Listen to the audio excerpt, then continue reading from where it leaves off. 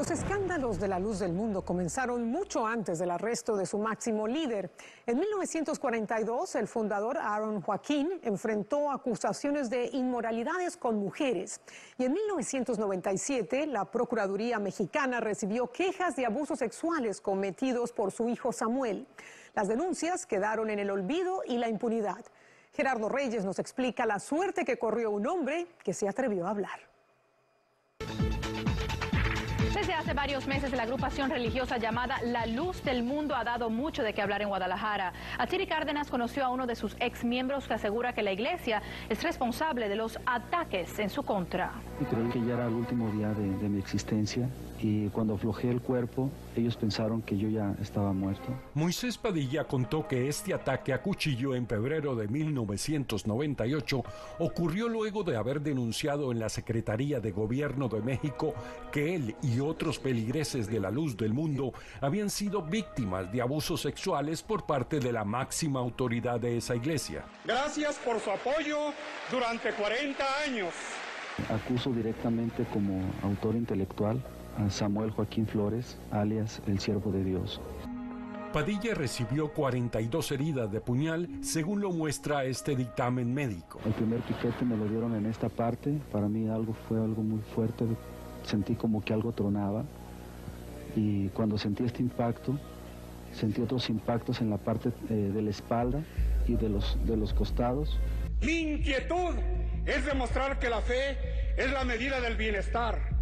Padilla sostuvo en sus denuncias que, siendo adolescente, había sido violado por el pastor en un paseo a Puerto Vallarta. En su declaración aseguró que al regresar de aquel sitio, me decía que él era un ángel y los ángeles no tenían sexo, y que no me sintiera mal, al contrario, me sintiera un joven aventurado por haber conocido los secretos de un siervo de Dios.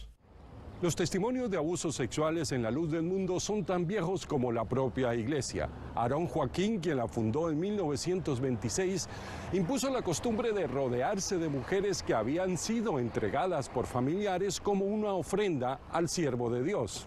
Él se rodeó de un grupo de mujeres que se le llamaba las mujeres de la Casa Grande. Era un grupo como de 6 a 10 y esas mujeres se encargaron de preparar a la nueva generación. Aarón fue sucedido en 1964 por su hijo Samuel, quien fue menos discreto. En su casa de la calle Jericó de la hermosa provincia, estaba siempre acompañado de niñas entre 9 y 14 años, también cedidas orgullosamente por sus padres, de acuerdo con testimonios aportados a la investigación de México. Y hay casas que ellos tienen, propiedades que ellos tienen privados, donde te invitan. Mandan a las que te cuidan que te lleven y ellos hablan con tus papás y los papás, por querer ser parte de una bendición, ellos mismos te dicen, mira, en tal sótano de tal iglesia toca tal hora y van a ir tal muchachita, tal joven. Marta Serna asegura que ella fue una de esas muchachitas. Me empezaron a abusar mentalmente y a controlarme. En esa casa, la señora que vivía allí, yo con ella, éramos 4 muchachas que vivíamos allí. Ella le daba la llave a Samuel para que se metiera a las 3 de la mañana a manosearnos, a todas nos manoseaba. Este expastor, a quien llamaremos Luis, afirma que su esposa hacía parte del grupo de mujeres que trabajaba en la casa de Samuel. Ella muchas veces sufrió palizas de parte de Samuel por no aceptar las situaciones que él le proponía que hiciera con otras mujeres. Él casi siempre esperaba que cumplieran los 14 años para tener una penetración completa con ellas, pero las ponía a que lo masturbaran, a que le hicieran sexo oral a las niñas de 9, 10 años. Miro a las mamás de las otras muchachas que estuvimos ahí y todas están en el mismo barco, todas estuvieron ahí, todas fueron partes del abuso. Igual llevaron a sus hijas, a sus hijos y las ves y son como zombies. Creen ellas que están en algo bueno, en una bendición, y la realidad es que es un abuso. Sergio Mesa fue chofer de Samuel. Hoy, decepcionado de que la Luz del Mundo le quitó los mejores años de su vida, enviándolo a lugares remotos a abrir nuevos templos y pasar hambre, considera que la idea de una iglesia hereditaria es una farsa de los Joaquín. ¿De dónde sacan ustedes en la Biblia que un apóstol es un semental de apóstoles? que si yo soy apóstol, engendro un hijo, sale otro apostolito, y el otro engendra a otro, sale otro apóstol. ¿De dónde sacan eso de la Biblia? Mesa dice que fue testigo de cómo la cultura del abuso sexual permeó la estructura de la iglesia cuando fue enviado a investigar a un pastor en Chihuahua. Ese hombre, en su mal corazón, en su malicia, mandó hacer pegado a la casa pastoral un baño, pero la pared del baño daba a la ventana de su casa. Y cuando las muchachitas se iban a bañar, pues él desde la casa las estaba mirando. El pastor había violado casi a todas las niñas de la iglesia. El pastor no fue castigado, según Mesa, sino trasladado a otro lugar. ¡Alabado sea su nombre! En 1997, la iglesia no pudo controlar más el hermetismo y estallaron varios escándalos de los cuales se hizo eco la prensa, como lo recuerda Ricardo Rocha, quien denunció al todopoderoso Samuel Joaquín. Vamos recogiendo testimonios de lo increíble. Había un gueto gigantesco de miles de personas que estaban adentro de una ciudad tan importante como Guadalajara, prestando toda su devoción a un Dios vivo, a un Señor común y corriente, que si tú vieras en la calle no te imaginarías que podía tener ese poder. Los casos por abusos sexuales no prosperaron. Las investigaciones del ataque a Padilla se estancaron, como nos explica el subprocurador que investigó. Lo que nos impidió avanzar con la investigación fue la falta más de información y señalamientos de la propia víctima de Moisés. Lo que sí recuerdo, pues él estaba demasiado atemorizado, muchísimo miedo. Se sentía como que si en esta la había librado, a lo mejor una segunda ya no la libraba. En este caso no descarto la posibilidad de que el atentado contra mi vida hubiera sido una ofrenda o un regalo de cumpleaños para Samuel Joaquín Flores. Samuel murió en 2014 a los 77 años. Pasó el bastón de mando a Nazón y dejó como legado este templo de luz y secretos, erigido en una de las ciudades católicas más conservadoras de México. Una historia de la cual ha sido testigo Atsiri Cárdenas durante 23 años. Primer Impacto intentó en vano obtener una entrevista con su líder. Sin embargo, los voceros señalan que él hará valer su derecho de guardar silencio. Durante 6 meses, los periodistas de Univisión Investiga recabaron testimonios y documentos inéditos sobre el escándalo que golpeó a esta iglesia en México y también en los Estados Unidos. Algunas de las historias son crudas y no recomendables para una audiencia infantil. Gerardo Reyes de Univisión Investiga nos introduce al lado oscuro de la luz del mundo. Pero es que a mí el hermano Samuel me tocaba bailarle nada más. Y me acuerdo que estaba muy niña. No es normal que una niña de 9, 10 años le esté bailando, quitándose su ropa para un hombre de tal edad. Me dijo su hija, es que lo tienes que hacer más sexy, lo tienes que ver a los ojos, tiene que ser de esta manera para que le guste. Pero de niña no lo miraba mal. Yo ya lo vi totalmente normal y cada vez que ya... Xochitl Martín es una joven mexicoamericana que nació y creció bajo los mandamientos de la Iglesia del Dios Vivo, columna y apoyo de la verdad, la luz del mundo. Su drama comenzó, según ella, cuando tenía 9 años y fue llevada por su tía a bailar desnuda ante Samuel Joaquín Flores, el máximo líder de la iglesia. Vosotros sois la gracia que Dios me ha dado. Martín nos dio 2 entrevistas para contar sus experiencias. Pasan todos esos años y yo no creía que para él hacía esas cosas con niños chiquitos que violaba, los lastimaba, los abusaba. Eso no es de Dios. Al morir Samuel, Martín pasó a ser doncella del harén de Nazón Joaquín García, el heredero del trono, quien la convirtió en su esclava sexual, según lo alega la joven en una demanda civil en California. Esto ocurría, agrega la demanda, dentro de una iglesia global que por décadas ha hecho de la explotación sexual de niños y otros un punto central de sus operaciones. Pero eso cambió, según la querella, desde un día que Martín se negó a masturbar a un niño de 14 años en presencia de Nazón. El pastor la golpeó brutalmente e impidió que la llevaran a un hospital. El niño fue obligado luego a tener relaciones con su mamá mientras el pastor miraba, agrega el documento. El niño temblaba, el niño estaba frío. Y me acuerdo voltear a ver a su mamá y su mamá me sonreía. Como si era algo normal o como que ella ya lo estaba esperando. Y lo miraba voltear a Nazón y Nazón emocionado. Estaba emocionado. Y me acuerdo que le di un beso y el niño estaba helado, estaba frío y no pude. Me volteé y me le quedé viendo a Nazón y se vio molesto. No quiero de ustedes lealtades. Xóchitl Martín es solo una de las voces de varios exmiembros de la iglesia que han roto el código del silencio de medio siglo de alegatos de explotación sexual, laboral y sumisión extrema que pesan sobre los líderes de la congregación. El argumento de la luz del mundo es este. Si tú oyes algo que vaya contra la iglesia o contra el apóstol, estás ciego, estás sordo y estás mudo. Esa es la regla. Algunos de los seguidores que se han rebelado contra esa regla podrían ser testigos en un juicio criminal que afronta a Nazón Joaquín García en Los Ángeles. Se le acusa de los delitos de violación, tráfico de personas y distribución de pornografía infantil.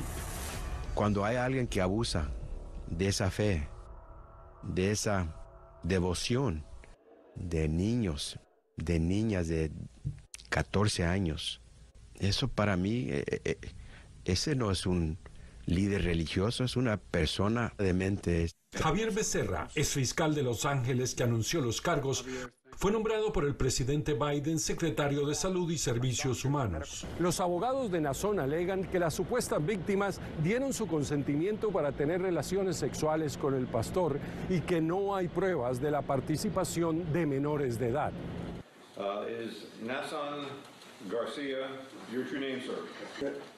Para el gobierno, Nazón es un recluso más. Para su comunidad, es un representante de Dios preso en la tierra. Yo no soy un hombre de fácil palabra. No soy abogado, no soy arquitecto, no soy médico, pero yo te digo la verdad. Dios me llamó por su... En este barrio de Guadalajara, conocido como la Hermosa Provincia, la Iglesia Pentecostal de la Luz del Mundo tiene su sede principal. La vida de miles de seguidores gira alrededor de este majestuoso templo. Aquí los fieles se bautizan, reciben al Espíritu Santo, cantan, rompen en llanto de devoción y en algunos casos se deben casar con quien diga el apóstol. Como de la noche a la mañana ya estoy ahí acostado con una mujer que yo no conozco o ella con un hombre que no conoce. Para Estados Unidos, Europa. La Luz del Mundo se precia de tener 5 millones de seguidores en todo el planeta. La religión no funciona tanto por miedo. Para ellos es un estado de acercarse a la gracia, a aquel que consideran como un enviado de Dios. Y el amor que vosotros sentís por mí. Esa creencia ha calado tan hondo en la psicología de los seguidores que siempre están dispuestos a aceptar lo que diga la familia Joaquín. Tú no puedes juzgar a un siervo de Dios, no es correcto. No puedes ni querer pensar mal de él. Tenía amigas que entraban y salían con él y que decían, ¿sabes qué? Es que estuve con el siervo de Dios y yo ya sabía que estuvo ella la noche con el siervo de Dios y con sus primas y se metían ahí, ya no salían hasta el día siguiente. O es que estaban, qué bendición, estaban con el siervo de Dios. En audiencias previas al juicio de Nazón, la Fiscalía ha adelantado algunos de los testimonios de mujeres identificadas por ahora con el seudónimo de Jane Doe. El detective Thomas Donahue explicó cómo Alondra Ocampo, una de las acusadas, asistente de Nazón, le pidió a unas niñas que posaran desnudas para enviarles fotos y videos al pastor. And to kiss each other and make them touch each other on their breast and vaginal areas. Ocampo se declaró culpable. Su abogado, un exfiscal, nos explicó por qué ella se prestó para reclutar a otras jóvenes. Alondra was sexually abused all her life, and then she was indoctrinated into becoming a groomer. And sadly, when Alondra first started doing this, she thought that she was helping these girls get a blessing. Algunos de los seguidores de la iglesia que se han atrevido a expresar su decepción han sido rechazados por sus familias.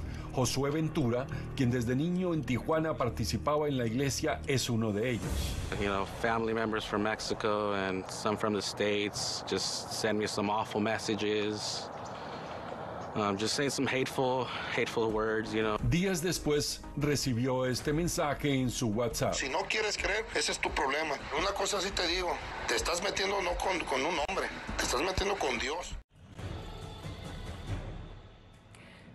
Debajo de las estructuras del majestuoso templo de la Iglesia La Luz del Mundo en Guadalajara, México, dicen testigos que se escondería el secreto mejor guardado de la congregación. Una impresionante red de sofisticados túneles. Atsiri Cárdenas Camarena obtuvo documentos que explicarían las rutas de los pasadizos y para qué serían usados. Tuvo bien levantar en su iglesia a otro apóstol. Y en su iglesia... Aquí es el corazón de la Iglesia de la Luz del Mundo, pero ha sido también el centro de escándalos y acusaciones de abusos desde 1997. Un hombre está acusando al siervo de Dios de que lo navajeó, de que con cuchillo lo empezó a agredir en todo su cuerpo. Se llama La Hermosa Provincia, una zona de Guadalajara fundada a principios de los 50. Lo conforman solo 8 calles de pocas cuadras cada una, perfectamente alineadas con nombres bíblicos que convergen frente al imponente templo edificado años después. Era como entrar como a otro lugar. Con otro paisaje, con otras formas de vestir, con elementos de costumbres distintas. René de la Torre, doctora en Ciencias Sociales, estudia este culto, su poder y estructura desde hace más de 30 años. Resaltar el modelo de vigilancia dentro de la iglesia, que fue algo que para mí es otro elemento que era muy común.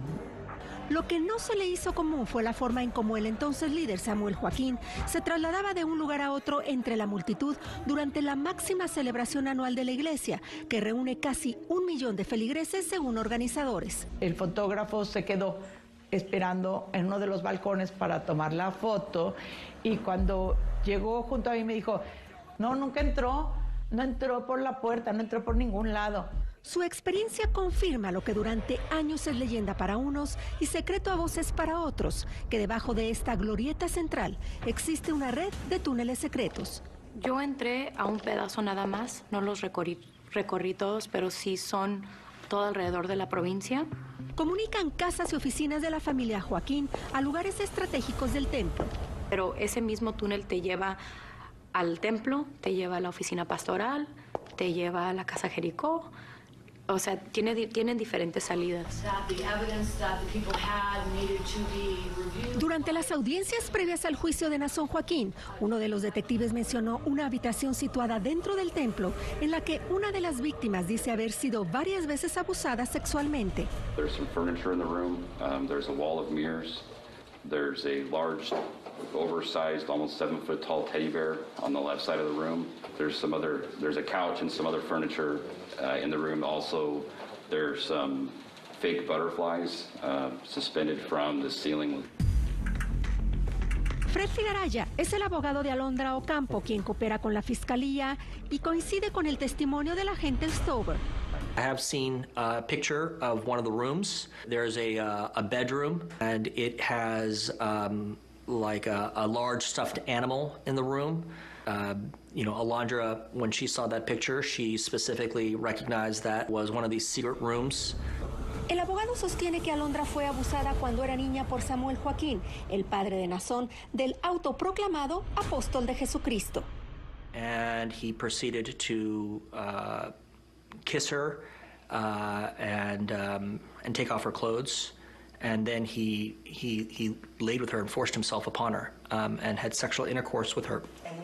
En las audiencias también se dijo que Nazón pedía que sus asistentes dieran a las niñas drogas y alcohol para que fueran más complacientes. Mr. Garcia talked about drugging young girls to make them more relaxed.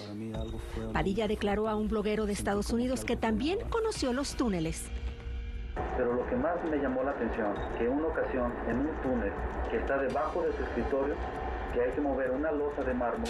A los lados había muchas armas, como decir metralletas, como decir cuernos de chivo. Xochitl cree que para Nazón los túneles tenían otro propósito. Simplemente no quería pasar por la calle a tener que saludar a los hermanos. La construcción del templo demoró casi 9 años. Este hombre, a quien llamamos Luis y que nos pidió proteger su identidad, dice que participó junto con cientos de feligreses en su edificación, cuyo costo calcula en $50 millones. Anduvimos viendo y revisando los pasillos para que estuvieran adecuados para que pasara una persona cómodamente. Yo pensé que era simplemente para circulación. Pues como yo Él explica la ubicación de alguno de los pasadizos. Y en forma subterránea pasa por un túnel a lo que es la oficina principal de la Casa Apostólica. La Casa Apostólica es esta, donde los líderes salían a saludar desde los balcones. Dice Luis que uno de los pasadizos lleva al despacho de Nazón, donde también hay cuartos. Se usaba para trasladar, sobre todo jóvenes, mujeres, para que en forma discreta pasaran a la Casa Apostólica y de ahí las trasladaban a las habitaciones privadas del líder Samuel Joaquín. Según Luis, el último pasadizo sale cerca del altar y hace creer a la feligresía que su líder tiene el don de estar en todas partes. Él dijo también que en el sótano hay una bóveda bancaria. Está hecha con todos los estándares de los bancos. Una pared sólida de 12 pulgadas. Martín sostuvo que en esas cajas también habría oro y mucho dinero. Millones, y no solo pesos, dólares, euros. Además de ser considerado el templo más alto de América Latina, aproximadamente 272 pies de altura, cuando se planeó su construcción, también se quiso enviar un mensaje de grandeza, de poder. Quienes estudian el comportamiento de los fieles aseguran que, tras el arresto de su líder, el número de seguidores va a la baja. Los voceros de la iglesia declinaron hablar con nosotros. Semanas después del arresto de Nazón, esto dijo su vocero. No esperamos que haya un decrecimiento, al contrario, tenemos una mayor afluencia. En la hermosa provincia no se permite alcohol ni drogas. Sus escasas calles albergan una mini ciudad con escuelas, mercado, un banco, oficinas municipales y próximamente un hospital. Cada cierto tiempo aquí se realizan bautizos masivos. Yo estoy muy alegre porque hoy es un día muy especial para mí. Podríamos decir que el más especial que he tenido en mi vida. Desde ese día, Yasmín Martínez, como miles de mujeres feligreses, tendrá que vestir con falda larga, usar chalín en la cabeza, no podrá maquillarse ni usar joyas. Mientras no se case, su tiempo libre es para la iglesia. Su lugar dentro del templo será separado de los hombres. Con relación al acomodo, a la vestimenta, estos forman parte de la doctrina que están escritos en las cartas apostólicas. Mientras avanza el proceso contra Nazón, en sus oraciones al menos 3 veces al día dentro del templo principal, los fieles piden la liberación de su líder. Si es condenado, el futuro luce incierto. Ellos van a tener que mantenerse en esta postura de la victimización y crear una analogía entre este sacrificio injusto que está viviendo Nazón con la crucificación de Jesucristo. Es el paso a la libertad, porque fuimos esclavos, pero hoy somos libres por la gracia de nuestro Señor. El caso judicial contra el pastor Nazón Joaquín García abrió otro tema vedado en la luz del mundo: el destino de las donaciones desde varios países y el estilo de vida de lujos del llamado apóstol y su familia. Isaías Alvarado recorrió algunas propiedades.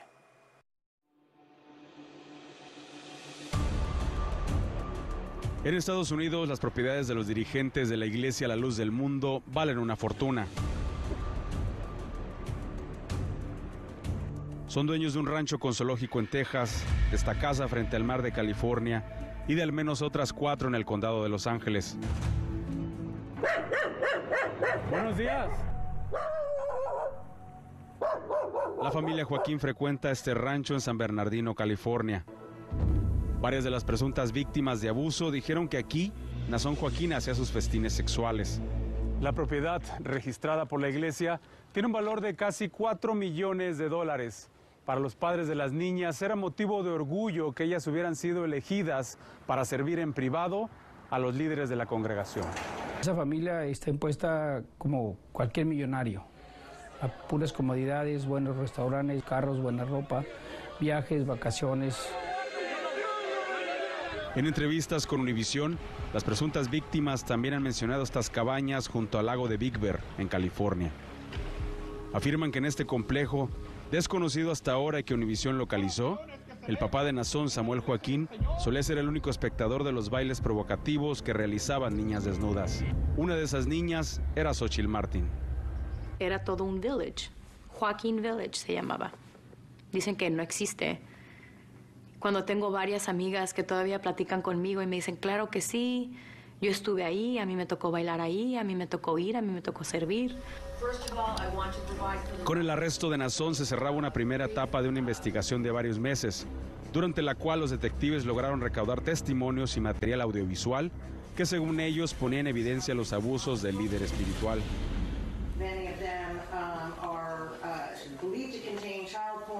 The series of videos is multiple girls engaged in their naked or nude, engaged in oral sex, vaginal penetration, what I would describe as an orgy on a bed. El proceso penal ha sido accidentado. La defensa cuestionó la fianza de $90 millones que se le impuso a Nazón, la más alta en la historia de California.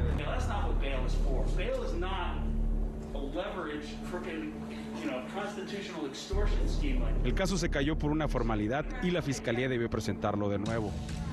Los abogados de Nazón han cuestionado las pruebas. The prosecution has provided no evidence whatsoever that my client had actual knowledge that any one of the individuals in either of those two circumstances was under the age of 18. Xochitl Martin interpuso una denuncia ante la Fiscalía de California. Y crecí para ser propiedad del apóstol Samuel Joaquín Flores y su hijo Nazón Joaquín García. Y ayudó para que otras mujeres rompieran el silencio. En su demanda civil, Martin admite que reclutaba a otras jóvenes bajo las órdenes del pastor.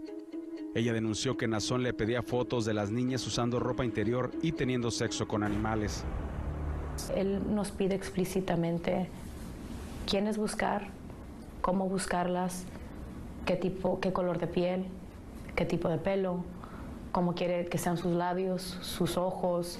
Martin señala que aún después de casada continuaba sosteniendo relaciones sexuales con Nazón. Pero un día su esposo, Sharim Guzmán, quien trabajaba como enlace político de la iglesia, encontró en su celular unos mensajes del pastor que lo dejaron atónito. Desconecto su iPhone para conectar el mío y en eso miro que dice uno, te mando un beso. Y yo, ¿quién le manda un beso a mi esposa? Guzmán leyó un diálogo entre su esposa y Nazón. En el chat ella se refería a él como patrón y él a ella como patrona. En un momento ella le dice, ay patrón, me vuelves loca. Entonces el pastor le recuerda que ella le había prometido tomarse fotos desnuda con una fiel de la iglesia que entonces era menor de edad. Ella le responde, haré cosas canijas hoy. Él le contesta, me gusta jugar contigo, mandarte a hacer cosas sexys, travesuras. Para mí fue un shock porque dije, puede ser Xochitl, pero no puede ser el siervo de Dios. Xochitl me puede estar engañando, pero él no es esto. Guzmán confrontó a su esposa. Solamente solté y le solté todo y ya me dijo, quiero que me platiques todo. Se han estado aprovechando de ti, Xochitl. Dijo, este no es un hombre de Dios. Dijo, te ha estado violando.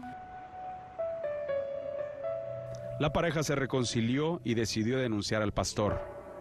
Yo amo a mi esposa, amo a mi familia y amo a mi hija. Y dije, para mí esa es mi prioridad antes que una secta, antes que seguir a un hombre. Brenda Figueroa también se enfrentó a la iglesia. Lo hizo después de haber denunciado ante la policía que su marido abusó sexualmente durante años de 2 hijas suyas de otro matrimonio. Su marido, Raúl Mascorro, es el hijo de un pastor de la iglesia en Minnesota. Él abría la puerta, no sé cómo, y se metía a manosearlas. Mascorro fue condenado, pero Figueroa se ganó el desprecio de la luz del mundo. Me dijo mi mamá, si tú dices algo, olvídate que tienes familia.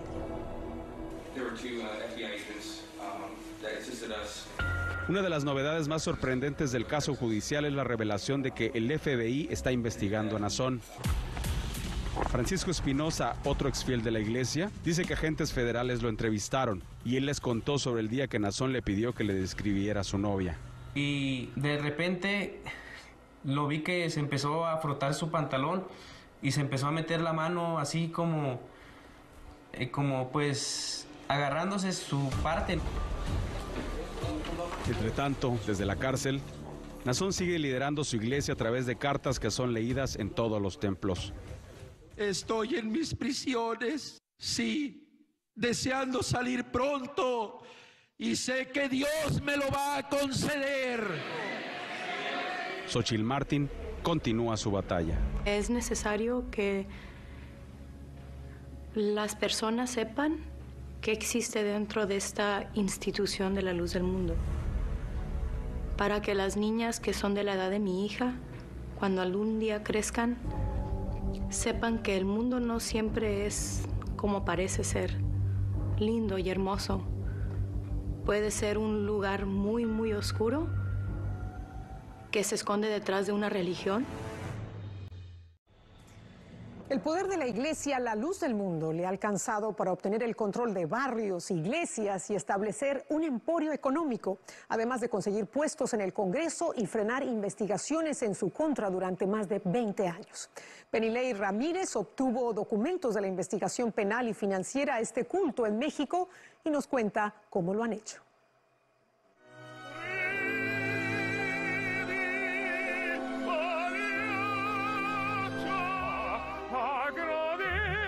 En mayo de 2019, La Luz del Mundo celebraba que su líder, Nazón Joaquín, había recibido un homenaje con un concierto de ópera en el Palacio de Bellas Artes, cuando él cumplía 50 años. Al final, él agradeció desde el palco principal ante políticos y fieles. La opinión pública se escandalizó por el carácter religioso del evento en un país donde el Estado es laico. El uso de Bellas Artes con fines religiosos. Ese es el debate que rodea el recinto cultural más importante del país. Ahí se dio el lujo de hacer su fiesta y ahí estuvieron algunos de los miembros prominentes del actual gobierno de Morena rindiéndole tributo al señor.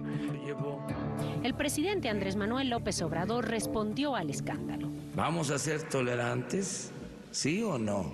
¿O tolerantes cuando se trate de lo que nos acomoda?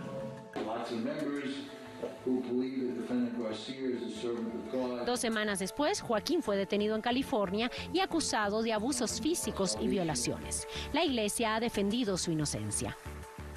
Para sus críticos, lo de Bellas Artes es un ejemplo del poder y el respaldo político de un culto que desde 1997 ya había sido investigado por abusos sexuales, como lo denunció el programa que conducía Ricardo Rocha.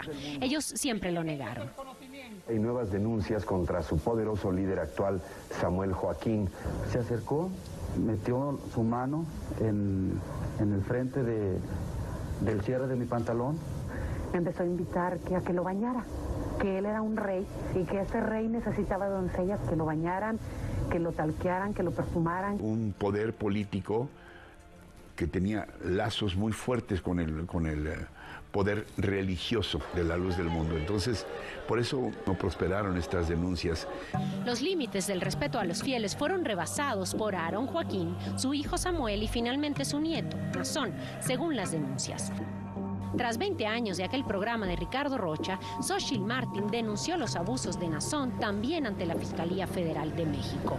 No es correcto que un hombre de Dios, un líder religioso, te toque, te quite la ropa, que te tomes fotos para él, para que le tengas que bailar, para que tengas que hacer actos sexuales con esa persona.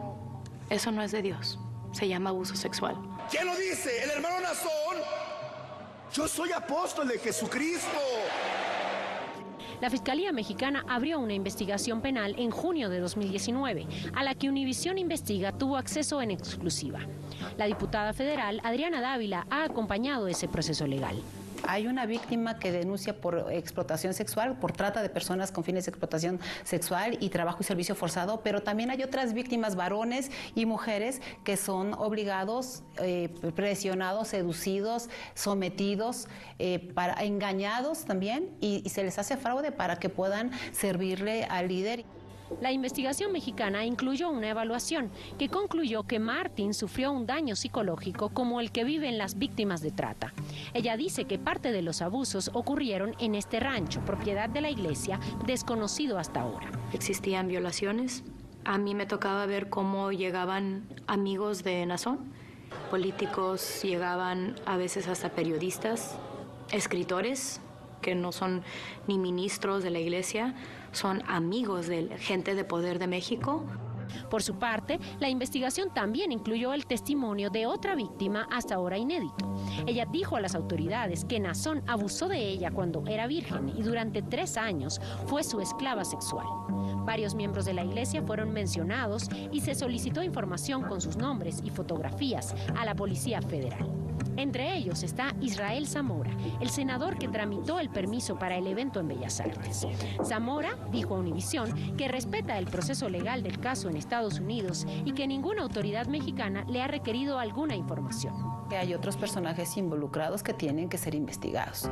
Al mismo tiempo, la Unidad de Inteligencia Financiera de Hacienda en México investigó otro ángulo del caso, la ruta del dinero. Ellos tienen propiedades, dinero, carros, fortuna en todo el mundo. La pesquisa encontró que la iglesia usaba a los fieles como prestanombres para comprar las sedes de sus centros. Lo hicieron, dice la investigación, en esta sede en Iztapalapa, esta otra en el poniente de la ciudad y una más en este barrio popular en Ciudad de México. Con la plusvalía de estas sedes pagaban un sueldo a Nazón Joaquín, como si fueran pequeñas empresas de las que él era empleado. Eran recursos que provenían de sus iglesias y terminaban pues, para sostener el ritmo de vida en Estados Unidos. Esta es la sede administrativa de la Luz del Mundo para la Ciudad de México y el centro del país. Las autoridades mexicanas descubrieron que Nazón Joaquín era el apoderado legal de esta y otras 4 asociaciones religiosas, mientras al mismo tiempo fungía como accionista en una inmobiliaria donde se invertían las ganancias de la iglesia. Lo que hacían era enviarle recursos hacia Estados Unidos a las cuentas particulares de Nazón y que triangulaban recursos entre estos grupos. El dinero de los aportes de los fieles se depositaba en las cuentas de las filiales de la iglesia. Luego se enviaba a las jurisdicciones por región y desde allí llegaba a cuentas en las que Nazón tenía control directo. Yo no estaba trabajando para Dios, yo estaba trabajando para un imperio multimillonario. Sergio Mesa durante décadas fue pastor de la iglesia. Vio cómo los Joaquín tenían vida de millonarios, mientras los fieles estaban casi en la miseria. Esa gente nunca se va a llenar. Si tiene una cuadra, quiere 2 cuadras. Y si tiene 1 millón, quiere 2 millones. Para Mesa, uno de los ejemplos que muestra esta vida de millonarios ocurrió durante el Mundial de Fútbol de Rusia. Él grabó este video que se volvió viral y muestra que Nazón viajó hasta Rusia con toda su numerosa familia. El dinero es del apóstol en turno. Ahora, en México, los abogados de Nazón han logrado contrarrestar la investigación a las propiedades de la iglesia. Han desbloqueado una cantidad relevante de recursos. ¿Para qué les sirve a los políticos la Luz del Mundo? Es una relación perversa, es una relación en donde los poderosos de uno y otro sector, del político y del religioso, usan a la gente. ¿Para qué? Para sus propios fines, para que aporten a la iglesia o para que voten en las elecciones. ¡Que siga adelante! Que sigan diciendo que la iglesia ha llegado a los recintos más altos. Yo creo que el poder de la iglesia es muy fuerte. Sharin Guzmán, el esposo de Xochitl Martín, quien era el enlace político en la iglesia, explica que para Nazón Joaquín eran muy importantes sus relaciones políticas. Y uno de sus proyectos políticos era tener 40 diputados federales y de ahí posteriormente formar un partido político. Guzmán denunció en el gobierno mexicano los pocos avances del caso en México. Mientras tanto, más de 20 miembros de la Luz del Mundo se han postulado por distintos partidos a puestos públicos para las elecciones de junio próximo. Ahorita ellos les urge quien los defienda políticamente.